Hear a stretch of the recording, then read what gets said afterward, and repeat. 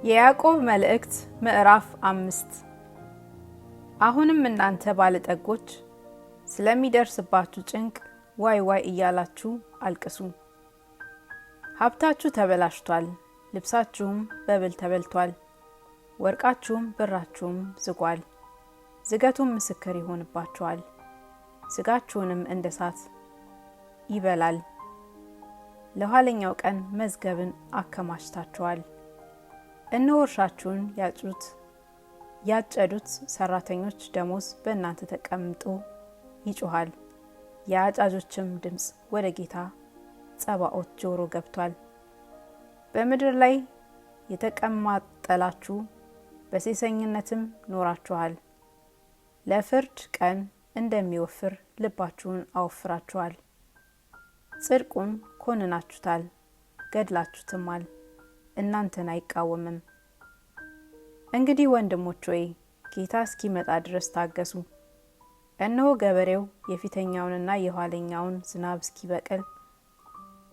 እስኪቀበል ድረስ እርሱን እየታገሰ የከበረውን የመሬት ፍሬ ይጠብቃል።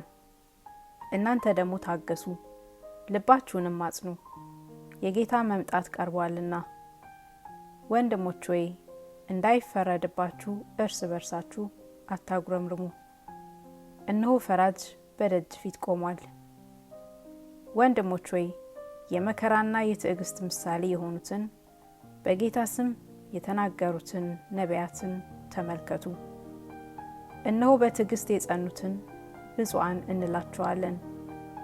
ኢዮብ እንደታገሰ ሰምታችኋል፣ ጌታም እንደፈጸመለት አይታችኋል። ጌታ እጅግ የሚምር የሚራራም ነውና።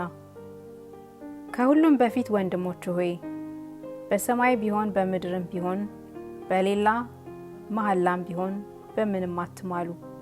ነገር ግን ከፍርድ በታች እንዳትወድቁ ነገራችሁ አዎን ቢሆን አዎን ይሁን፣ አይደለምም ቢሆን አይደለም ይሁን።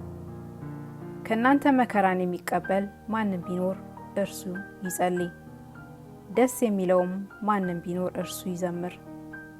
ከእናንተ የታመመ ማንም ቢኖር የቤተ ክርስቲያንን ቀሳውስትን ወደ እርሱ ይጥራ፣ በጌታም ስም እርሱን ዘይት ቀብተው ይጸልዩለት።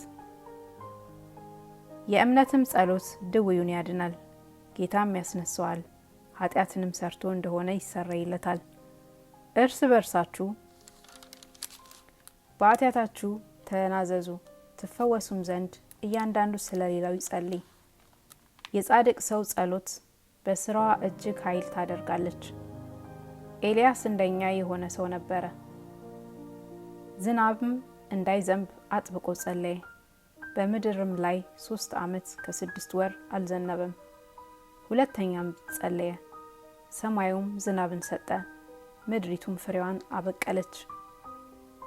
ወንድሞች ሆይ ከእናንተ ማንም ከእውነት ቢስት አንዱም ቢመልሰው፣ ኃጢአተኛን ከተሳሳተበት መንገድ የሚመልሰው ነፍሱን ከሞት እንዲያድን የኃጢአትንም ብዛት እንዲሸፍን ይወቅ።